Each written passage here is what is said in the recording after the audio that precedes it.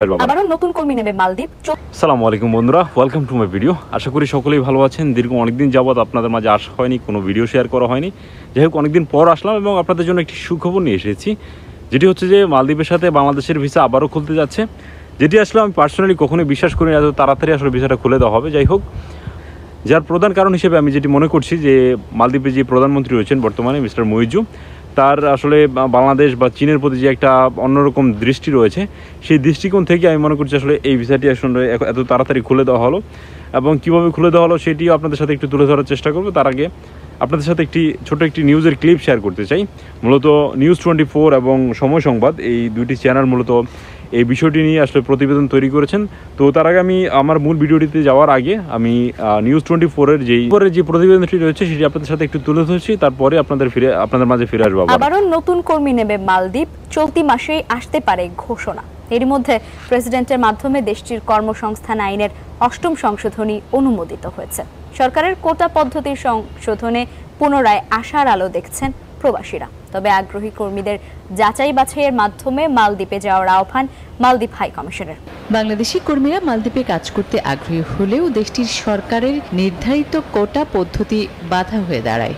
তবে এবার কোটা পদ্ধতির পরিবর্তন করে নতুন নিয়মে বৈধ উপায়ে কর্মী নেবে মালদ্বীপ। থাকছে না কোনো নির্দিষ্ট সংখ্যার বাধ্যবাধকতা। প্রেসিডেন্ট মোহাম্মদ মুইজ্জু দেশটির কর্মসংস্থান আইনের 8ম সংশোধনীর অনুমোদন দিয়েছেন। নবগঠিত মন্ত্রিসভার কমিটি যাচাই বাছাই করে নিয়ম মেনে কর্মী নিয়োগ দেবে বলে সংশোধনীতে উল্লেখ আছে। শ্রমিকদের বেতনের অনিয়মের পাশাপাশি স্থানীয় কোম্পানিগুলো অবৈধভাবে কোনো সাহায্য নিলে গুনতে হবে 50,000 রুপিয়া জরিমানা।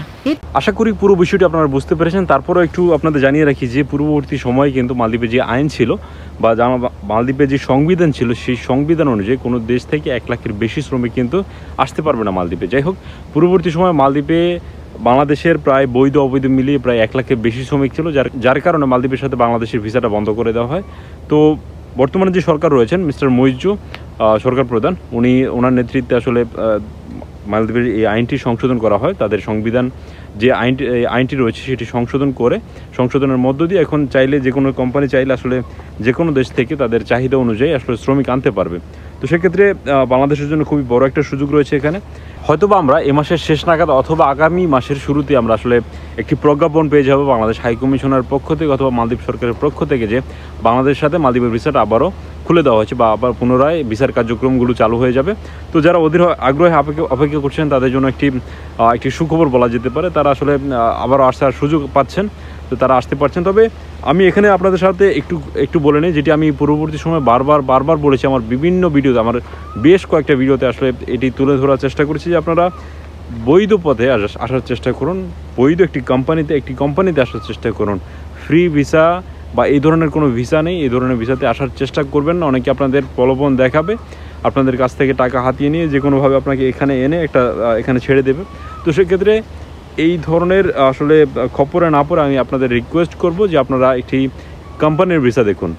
যদি কেউ বলে আপনাকে ফ্রি ভিসা, ওনাকে সরি বলুন, ওনার কাছ থেকে দূরেছেন বলেন যে আপনি যদি কোনো কোম্পানির ভিসা দিতে পারেন, যদি আপনার পক্ষে সম্ভব হয় একটি কোম্পানির ভিসা দেওয়া, তাহলে আপনি একটা ভিসা দেন, তাহলে না হলে আমার প্রয়োজন নেই।